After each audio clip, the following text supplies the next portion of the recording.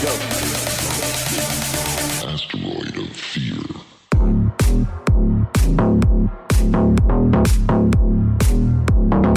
Hey everyone, welcome to another episode of the Men of the House podcast. Last episode I said I may not do Mondays, but I just feel compelled to. So, here we are. Welcome. I'm actually recording this on Sunday evening because it's going to drop in about 3.5 hours. Monday morning, midnight, Central Standard Time. Yeah, do a little weekend recap because that's where we're at. I thought I might not record on Mondays. I was kind of getting away from it potentially. But man, the past 24 hours have just been knucking futs. um, so, yeah, I decided I'd drop a line. I just got out of the shower, got my hair down after doing my walk much later than I wanted, but better late than never. But it's been that kind of a 24 hours, basically from about 6 p.m. last night till 6 p.m. this night. Uh, let's see. What did we do? Oh, yeah, it was just yesterday, Saturday. Yeah, we'll start there. Ooh, I did not sleep very much, maybe 4 hours. Got up kind of late. Then I do not know what I did early in the morning. I have no clue. I know I didn't sleep well. All the days have blended together.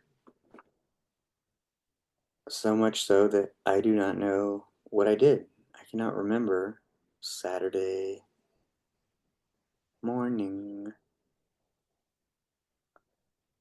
other than I think I probably woke up, had my coffee, worked on some of my stuff, and then I had to go drop off a package at the UPS store for somebody that we kind of help out over my dad's community. And then I ended up going to the chiropractor. That's what it was. Went to the chiropractor shortly after they opened, 10 a.m. Got a little adjusted, and then I went over to my dad's house. Yeah, that's what it was. Went over to my dad's, hang out a little bit until I signed into book club at 11:30.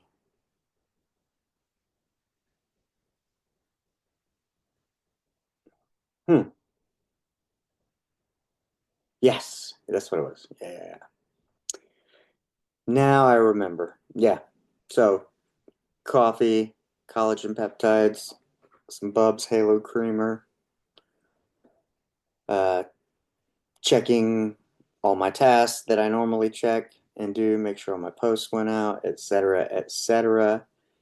Then I hit up my dad and we chatted for a bit, and then book club came along.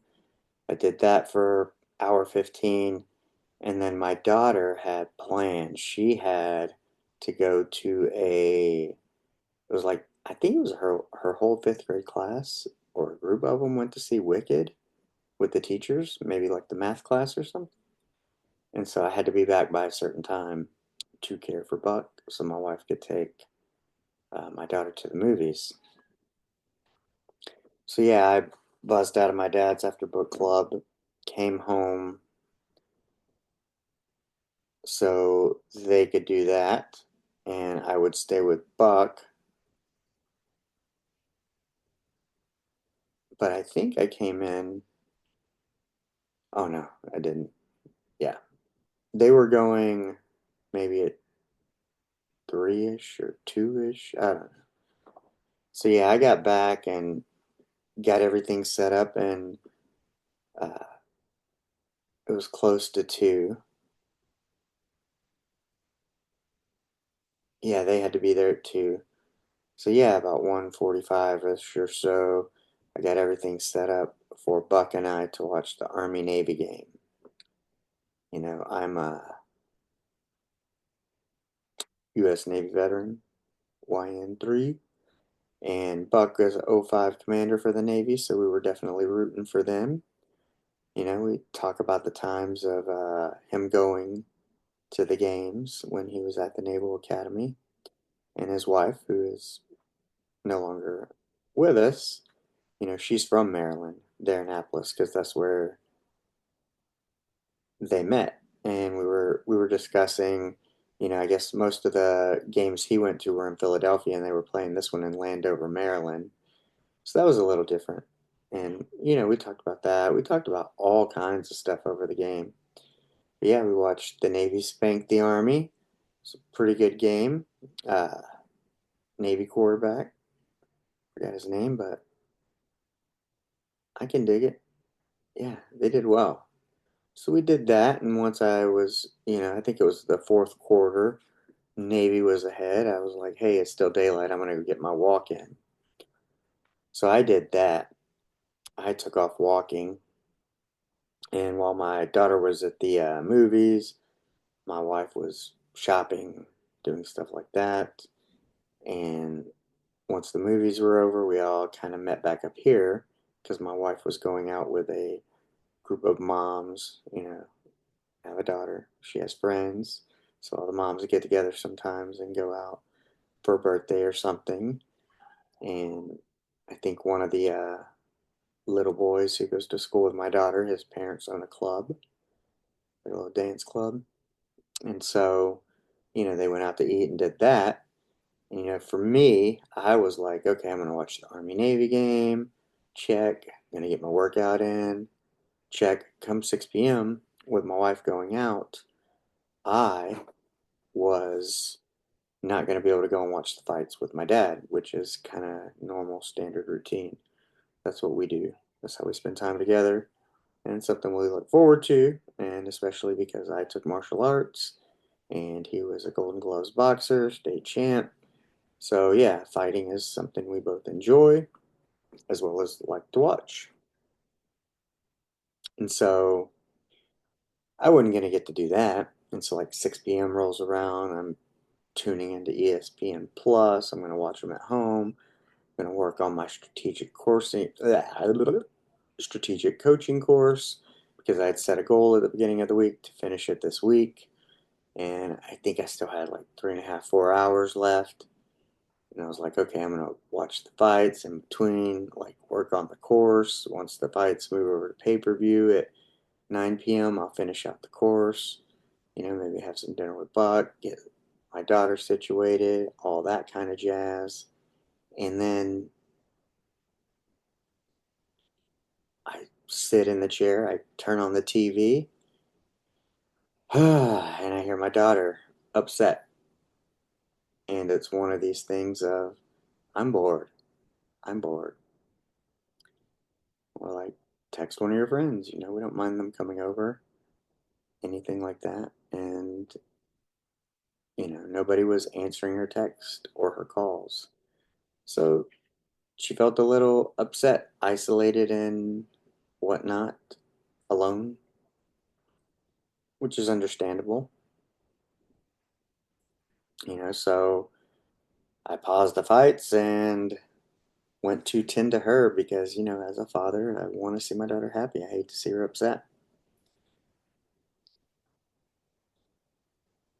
And, nobody was returning the calls or anything like that. So I was like, hey, my wife and my daughter were going to make Christmas cookies today, and we didn't have any frosting, any sprinkles. We have a metric shit ton at our house, but we're not at our house. And my daughter was supposed to go, or my wife was supposed to go by the Dollar Tree and grab some chip clips, and she could have grabbed some icing and sprinkles, or sprinkles at least. But yeah, that didn't happen. So, I told my daughter, I was like, I was trying to talk to her. I was frustrated. I'm trying to explain life to her is that, we're behind it, but we don't control the other parents. what they let their kids do. It's near the holidays. We got 1 week of school left. Some people are doing all kinds of things, getting ready. I mean, you know, it's busy. I was trying to explain that to her, and I try to explain, hey, we're always on your side, your team. We want you to be happy. We're willing to do it, but we don't get to make all the choices. We only get to make whatever choices revolve around us or you. You're our daughter. And so, kind of to redirect, I was like, okay, you can kind of stay spun out, kind of continue to spin out, or we can try to make the best of this. I go, let's go to neighborhood market and we'll grab some sprinkles and frosting, and I got to grab a few other things anyway. Let's go do that, and we'll bake cookies. And she's like, okay.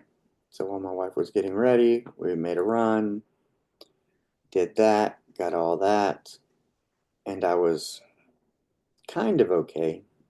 She was turning it around, her mood was turning around slightly. I was able to talk to her, tell her, just kind of explain how things work in life, these little meaningful conversations. She's 11. She's capable of understanding certain things, and she knows when she feels a certain way. If she continues to spin out, she might throw a tantrum and then she regrets it. She feels shame about it. And she breaks down and says, she doesn't like when she does that, but sometimes she feels like she can't help it or control it. And so then that's when we have to work on that co-regulation, and so I tell her, I go, look, that if you continue in this mood, you will spiral out and then you're going to feel bad about yourself. And, I don't like to use the word hate yourself, but that's kind of what it refers to is, when you're disappointed in yourself because you can't get it right, or something frustrates you so much and you can't control your temper. And I told her, I was like, well, you'll regret it, and then you're going to be upset even more. And so it kind of got turned around once we got in the store, started shopping. She got found some new popsicles to try, these trolley gummy ones, and yeah, I mean, we were fine. And then I got home, and I don't know, I felt a little. Oh, that's where the frustration came in. Everything was kind of good to go. My wife was finishing up, getting ready. Her and I started making cookies, and we were reading the directions, and I reach into the fridge, grab an egg, and I look over. I do something, and then I put the egg on the counter, and I'm looking for something, and I move to the left, turn around, egg off the counter, splatters. And I was just, I was already in kind of a mood because I want my daughter to feel better and make the best of it. And then this egg broke, and man, I just wanted to rage. I wanted to smash the cabinet. I had to take a few deep breaths and step away around the corner out of the kitchen for a moment because I was sitting there in my head going, you know,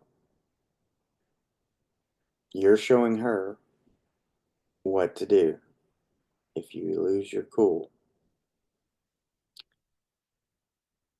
So yeah, I came back and I'm like giving her directions because I'm trying to empower her, teach her some of these things. And I'm like, what did I say? I I think I was kind of like, oh yeah. I'm like, we got to melt some butter. We got the egg. Well, I cleaned up the egg, told her to melt the butter and do it like little increments. And of course, on the last, it was like 30 seconds, didn't melt it all the way. So I said another 30 seconds. But then as soon as I heard a pop, I was like, open it, open it, open it. Because I'm like, there's butter going to be everywhere. And there was. So after cleaning up an egg, now I got to clean the microwave, where I almost lose my cool again because it's just stacking. Frustration is stacking. But I don't, because again, I'm like, this can't happen.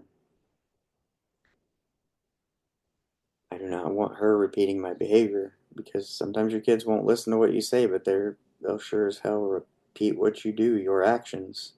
They're always watching.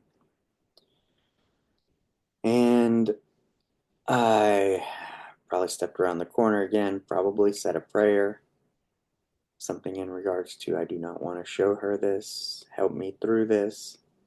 And then it kind of came to me. I was like, well, this is an opportunity to engage, empower, teach her something. So I'm like, okay, I could just do it with haste and get it all done. But I'm like, all right, let's come over here. Let's start up the oven. Let me show you how to start the oven.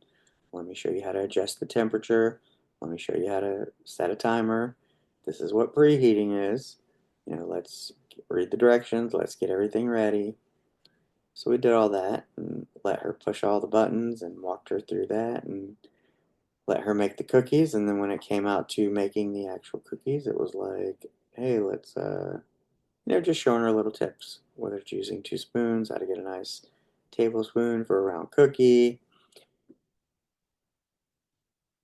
So it kind of, my mood eased up a little bit, and then I want to say maybe I checked on Buck or something, or she was doing something. I was hanging out with Buck, and then once the cookies cooled, she was ready to decorate, and I said, just leave them on the cookie sheet.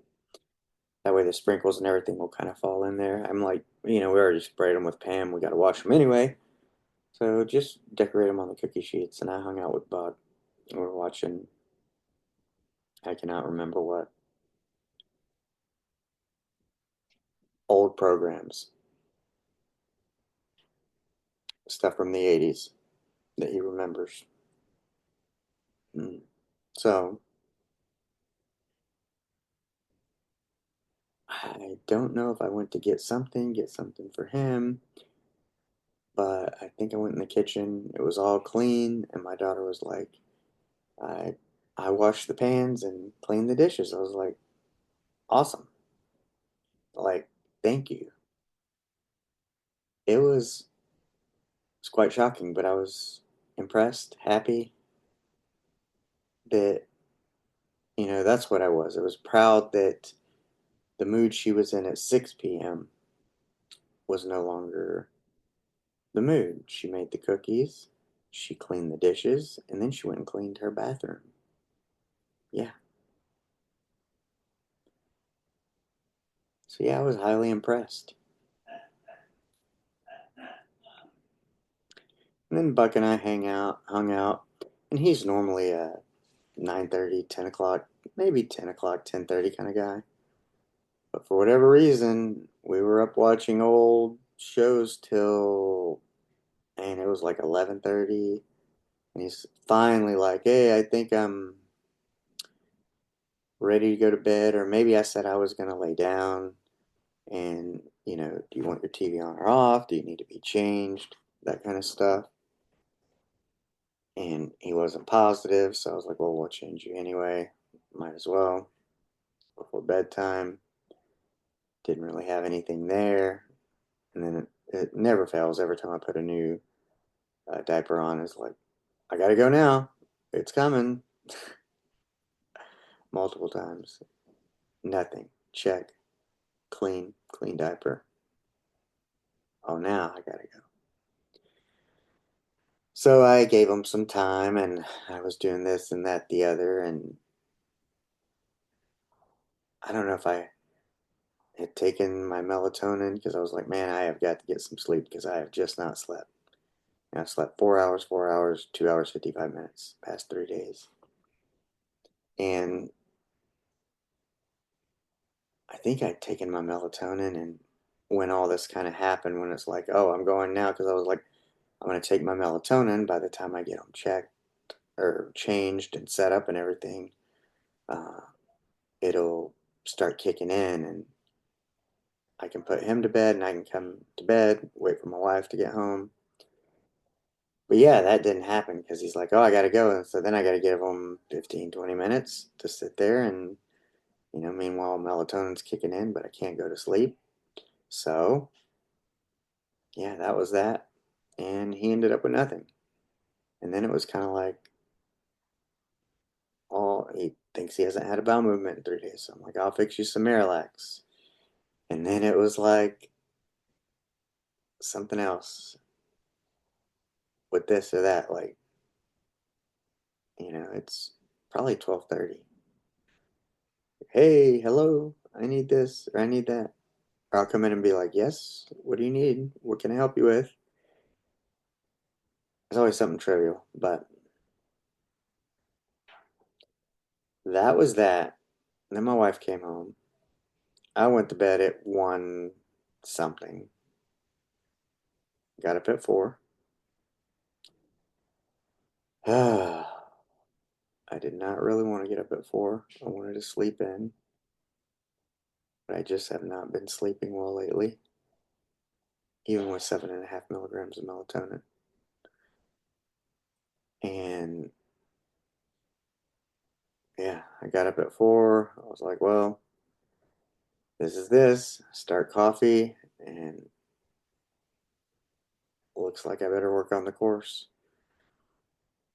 since I did set a goal to finish it this week and didn't get to last night.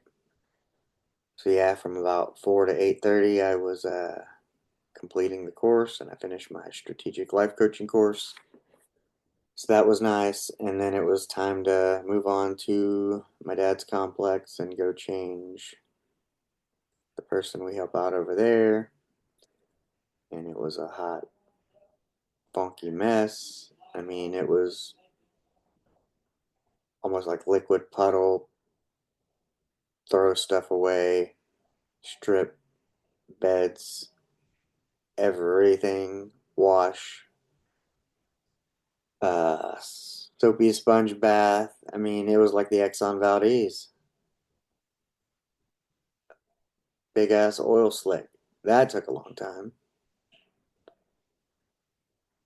And it was just,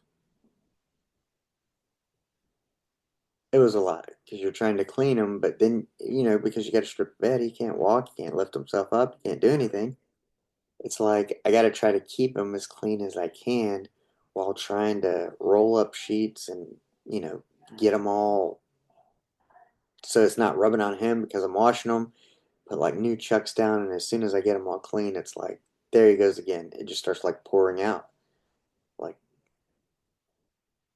when you see the little puddles of oil from the ground, like in was it Green Acres? Or the Beverly Hillbillies? That's what it was, Beverly Hillbillies. See the little oil come from the ground. As soon as I rolled them over, I could just see the chuck. It was like oil slick. Like, oh. So another clean. Yeah. And then, oh man, I do not know what it was. Yeah, I had to wash stuff, had to whoever's been helping them get stuff out of the dryer just takes it out of the dryer and throws it on the dryer, like you're living in a with a college roommate who has no laundry hygiene. And I got to get new stuff, and it's just all in one big pile. I need new sheets, all this stuff. So it's like I had to fold everything, to even get to the washer so I could wash all the sheets and everything we took off. So yeah, man, that was tough. And then I went and hung out with my dad for a little bit. And while I was waiting for that to wash, so I could remember to put it in the dryer. And then, my wife texts me and is like, your daughter wants to go to Urban Air today. She's going to be meeting somebody at this time. So I'm like sitting there going, okay, I need to know I need to be home by this time. So yeah, my dad and I were watching the Chiefs game, and halftime arrived, and I was like, okay, perfect time to leave. I'll go do that. Did that. Um, Made him 2 things of prime electrolyte drink because of all the diarrhea. He's on dialysis and all this stuff. He didn't need to end up dehydrating and end up back in the hospital. So I was like, took him two prime drink sticks. He doesn't have fingers, so I went ahead and mixed them and put them where he could reach them because he was already back in bed, out of his chair. And yeah, put the clothes in the dryer because I know we'll be there in the morning because he doesn't need us tonight, this evening. Called him and asked, and he said he was going to be good till the morning, but that could mean another XL on Valdez, oil slick, baby duck cleanup again tomorrow. We don't know. We don't know. But I was prepared after my walk. I was already sweaty and dirty, still wearing everything from this morning. I'm like, ask my dad, hey, let him know, are we good to go? So I can just get in and because I'm already exercise mode, so I'm already kind of pumped. It's like ready to accomplish shit, ready to get stuff done, so I can hopefully get some damn sleep tonight because it's starting to catch up with me a little bit. Get a little ornery. So he um probably just heard my daughter yelling in the background. Even though I have a recording in progress sign, some people just have no wherewithal. And we'll speak about that.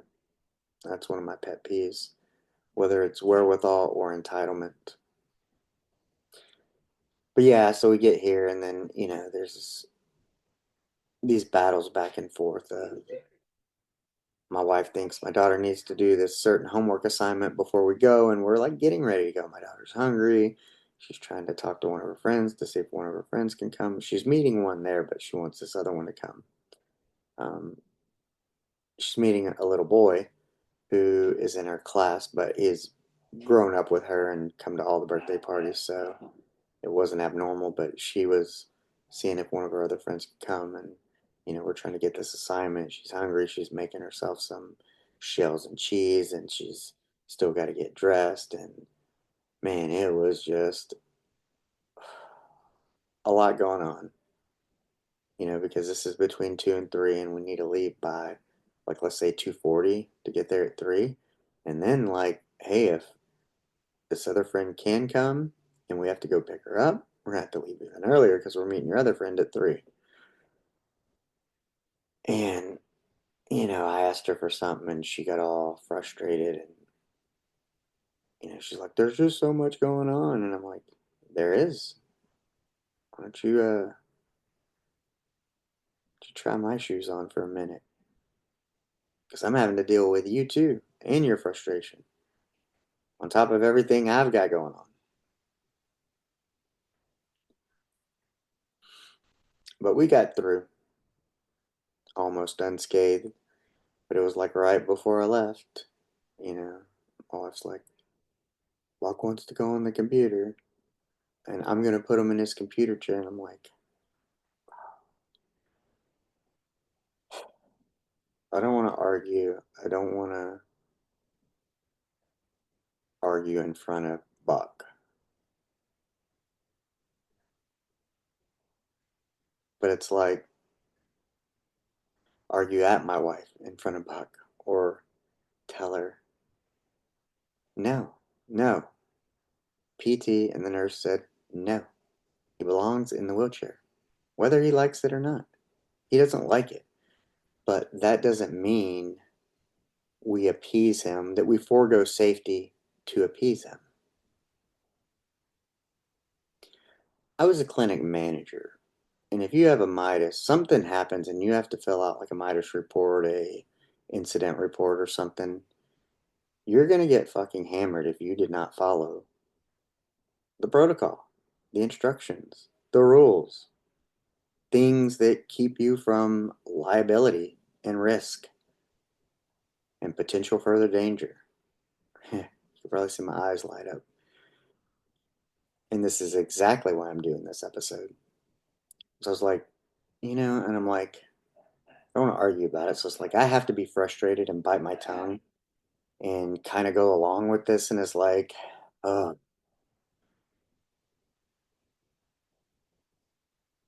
because I don't want to say what's on my mind in a certain tone at a certain volume, because the mood I was in, I have a couple of moods. I can be nice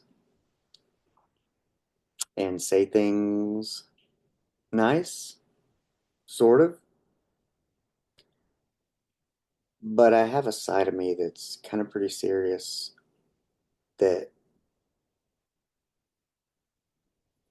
I would almost be like,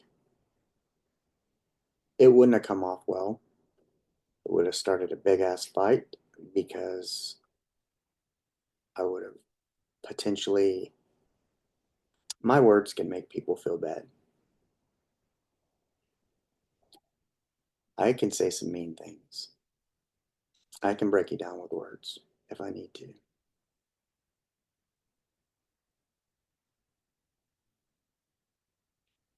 And that's the mode I was in.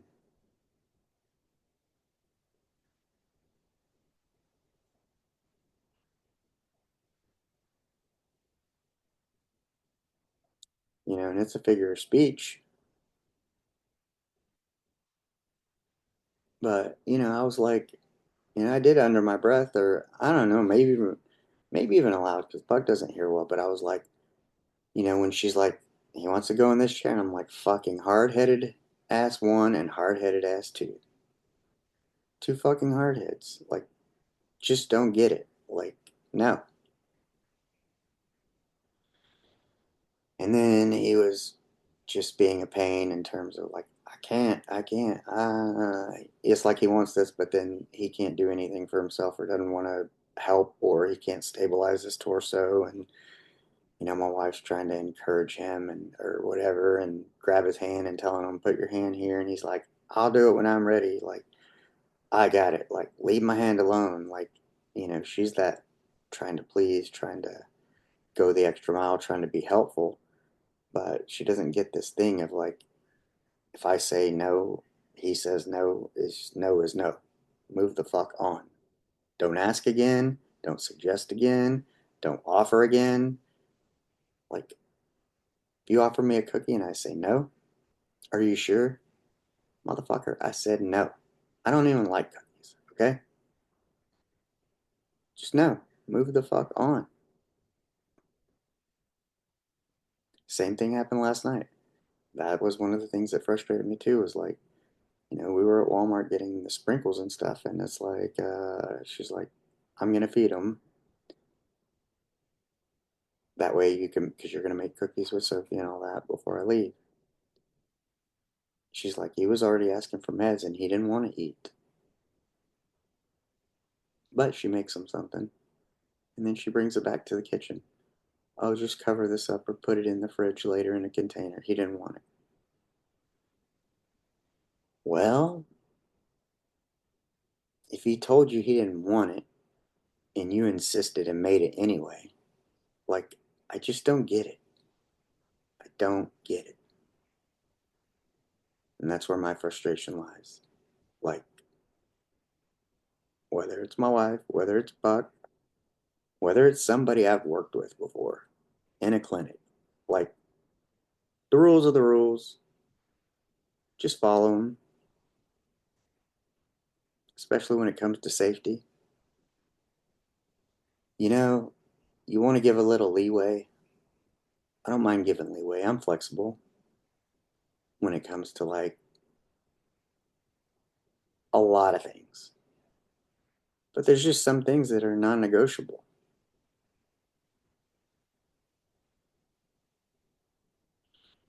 Because my rudeness would say, what the fuck is a dumb fucking idea?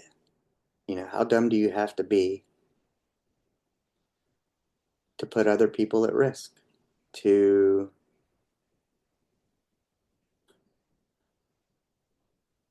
go the opposite direction of healing or progress. Things are set up a certain way to help you progress in steps and increments, like working towards a goal. And his goal is to walk. Well, there are some things that are not in the process. you know, because they're not safe, and that's not what they're used for or meant to be for. So again, like I said, there are some times that you don't need to think for yourself. You know, depends on who you're talking to, how you know them. If you know they're serious about what they're serious about, like I am, like just no. No means no. I mean, it's the same way. Like if we go to a restaurant, we've gone places before with, let's say, family, and if I don't want to eat that kind of food, then I don't eat. And then it almost causes an argument.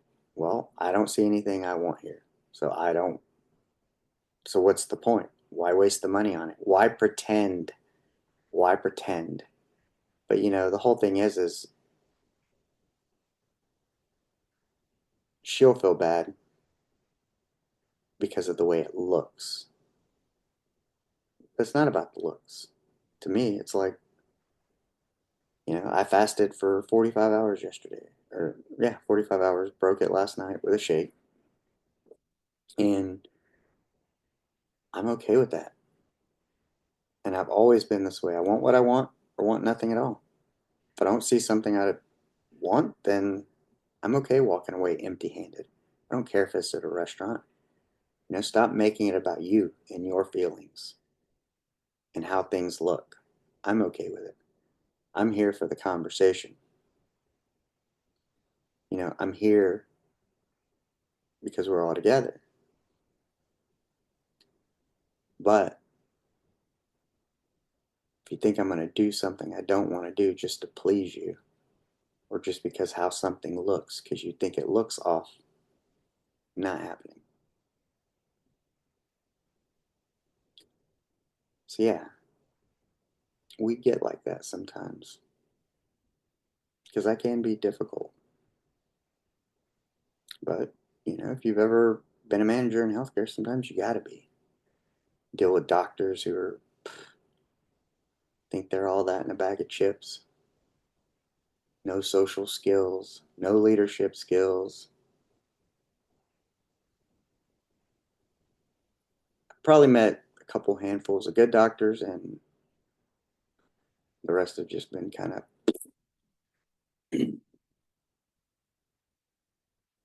yeah, I don't know why they make doctor leaders because there's not a ton of them.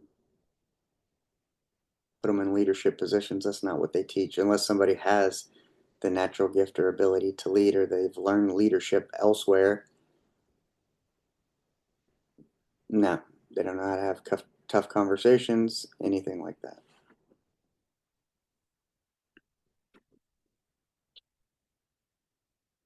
So, yeah, that was a little point of contention. Needless to say, yeah, then he gets on the computer and it doesn't work because we've told him 10,000 times, like, your computer's at risk. You're running like bootleg software or something. I don't know. He's been hacked, all kinds of stuff. It's like, just let me bring you my laptop. Tell me what you want. Let me do it. Instead, you want to sign on, have trouble signing on. Nothing wants to work. Nothing's supported. Like 10 minutes, he's like, I'm turning the computer off. My wife's like,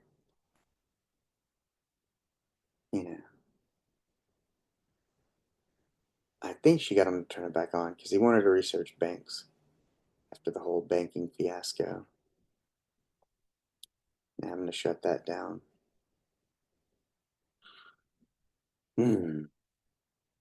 So yeah, I don't know.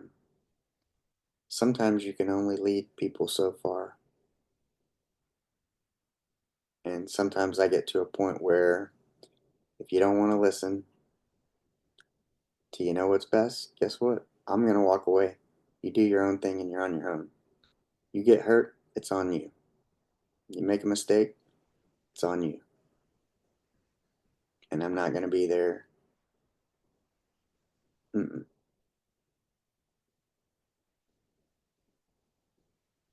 Yeah, I was irritated. And it all kind of like stacked and led on, and trying not to lose my cool. And so then you just bite your tongue, but it comes out in little quips. We finally got out of there and made it to urban air so she could hang out with her friend and jump. And you know his dad brought him, so that's kind of why I went, because I know the dad. Met him a couple times whenever he's brought his son over to our birthday parties and stuff.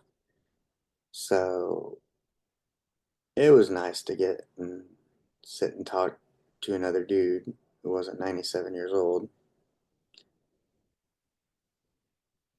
Although I love talking to Buck, but there's just some things that don't compute relationally. So yeah, it was pretty cool to sit and talk to him and tell him about, kind of vent a little bit, just talk, get stuff off my chest a little bit, tell him about your peak performance partner, and kind of tell him what I'm up to.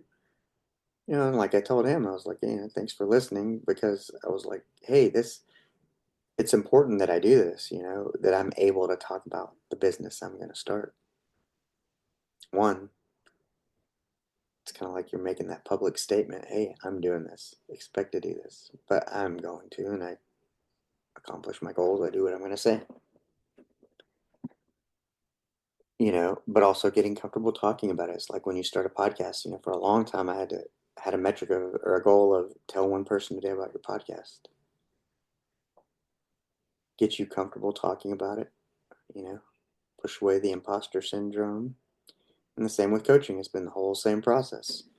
And therefore,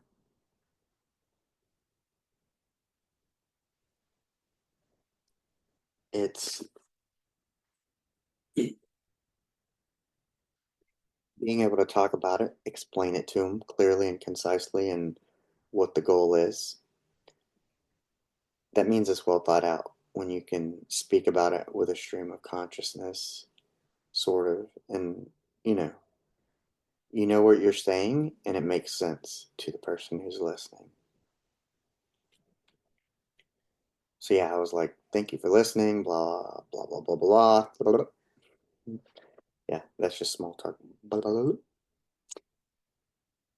Yeah, we got to talk about different things and people's awareness. And speaking of how people are so fucking unaware, my daughter and her friend were, there's that punching bag arcade game. They had this at this place, and the other side's the bottom part's a soccer ball. So you have a punching bag up top, soccer ball near the bottom, and it like swings open, kind of, and you can kind of get this maybe like a couple step start, almost like a punter, or like you're kicking the soccer ball for I think it's a penalty or something. I'm just like at a standstill.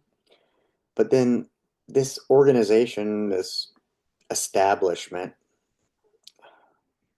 so well thought out, they put this, they put a kiosk where you would buy a gaming card to the right of it in this small little. And so when there's people in line for the card, when they kick that thing out, you have nowhere to step to so you can kick the ball because it swings out to the side. And so you actually need to start from the line that goes to the card seller and not the actual machine, because you're kind of going that way. And then the people kind of cleared out, and she's like, oh, I want to do it now. And so we went over there and we're doing it. And then there's this guy at the machine buying a gaming card. The ball kicks out. My daughter's in one spot, getting ready to kick the ball. And this dude's wife just walks in between the ball and my daughter. I was like, what the fuck?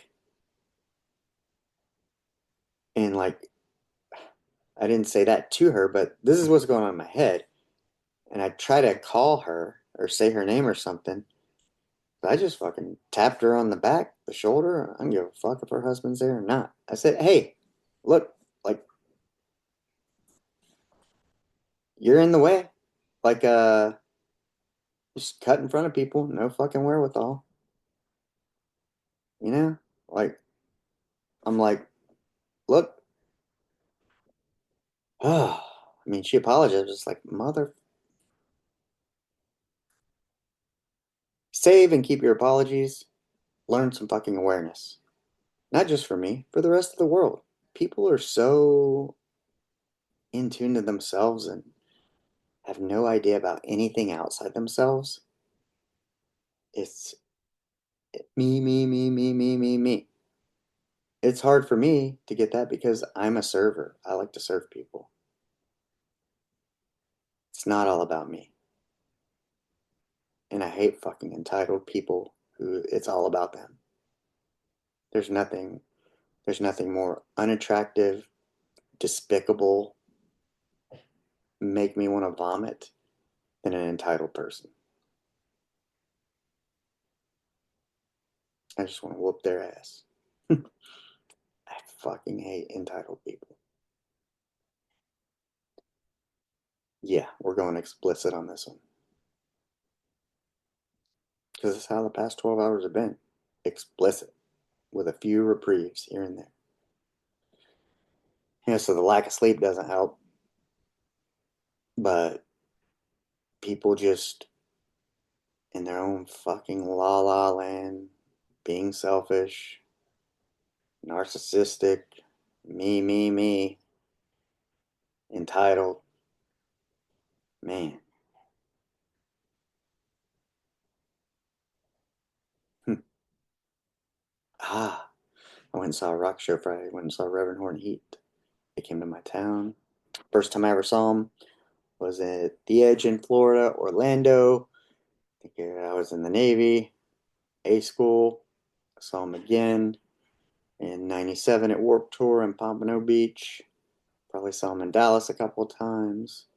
And now he came to my hometown to a little barbecue joint, so that was cool.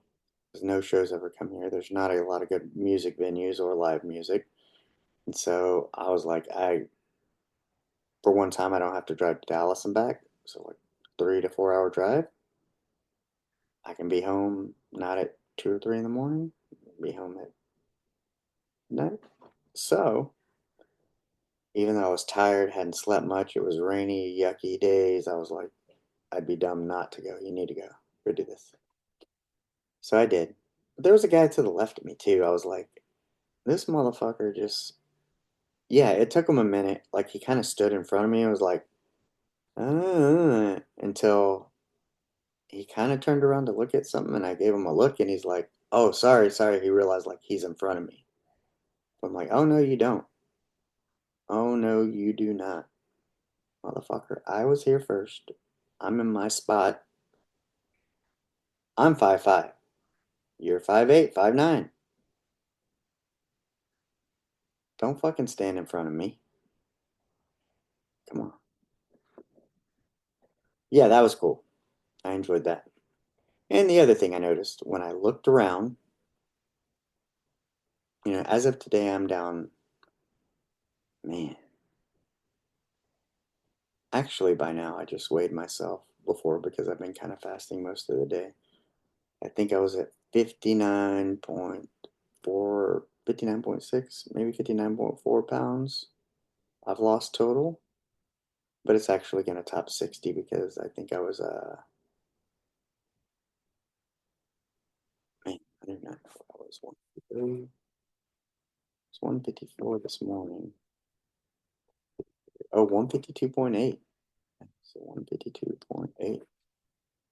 152.8. Go calculator.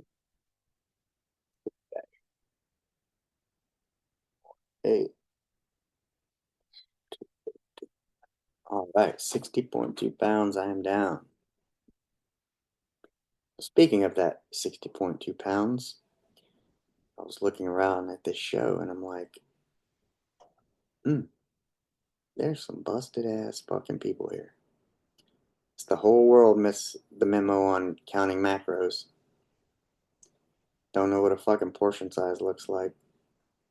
looking like that meme in, there's like one on Instagram. It says like when old fat dudes try to wear skinny jeans and it's like a pug or French bulldog with a pair of skinny jeans on and there was just some fucking ridiculous looking people there. Like, in terms of, I notice it out in the world more as I go everywhere. Just unhealthier. People just don't want to do, they don't want to do the work. I just, they want the results. They just don't want to do the work. They don't want to do what's required. You got to track your calories. You got to know your macros. You got to watch what the fuck you eat. You got to exercise daily.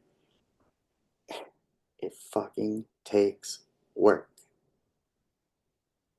you know. Oh, I don't have time. Bitch, you got time to scroll on TikTok for half an hour. You got time. Could have got a walk in. Could have done this. Could have done that. Yeah, come on.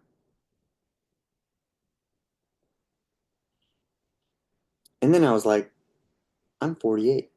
There's nobody in here that is my age, isn't balding, doesn't have a fuckload of gray hair, doesn't look like a fucking Teletubby, fat Elvis. Oh, it's like I feel bad. I feel bad for people to a degree because I know it's got to be tough when you're overweight. But I always say every time you open your mouth, you have the ability, like, you can heal or hurt with your words and what you put in your mouth into your body. Yeah, fuck yourself that way too. Put shit in your body and yeah, you're gonna look like a fucking Teletubby.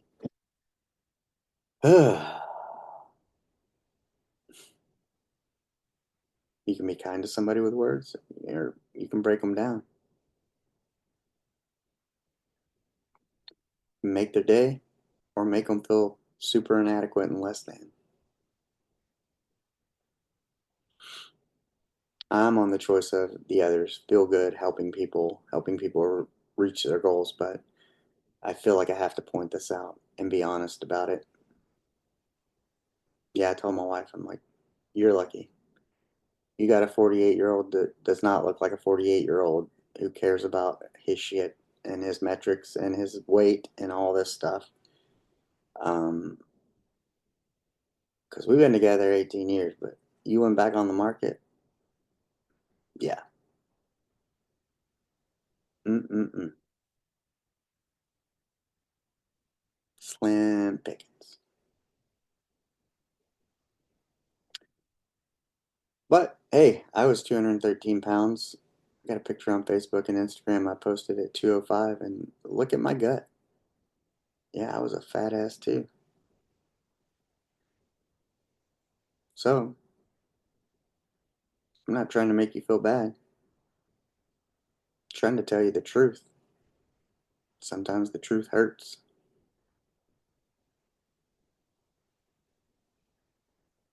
But speaking of truth, hurt and pain, and your health, and how you want to be perceived, because the average right now, I saw the average, doesn't look good.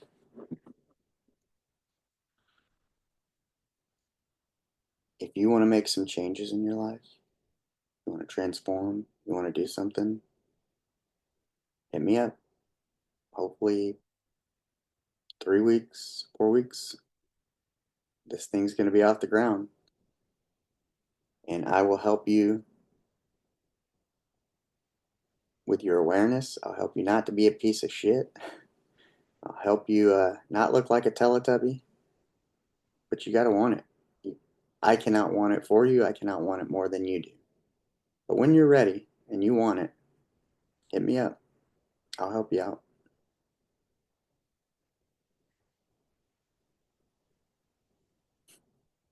Because, I mean, yeah, Nobody ever says, I want to wake up with less money, more fat, and all kinds of stuff. But hey, it's like if you're tolerating it, what you permit, you promote. I had to make that abundantly clear too, with whether it's computer chairs or any of that stuff. Being respectful, disrespectful, like that's why I don't let people disrespect me. What you permit, you promote. And that's not fucking okay with me because I have self respect. So, yeah, what you permit, you promote. And that's why he's not getting back in that fucking computer chair. One, because it's broken. And I'm going to fucking throw it away. So, when he sat in it, it went all the way down. It won't raise back up. So, yeah. And we're just not. No. Mm-mm. Right is right. Wrong is wrong.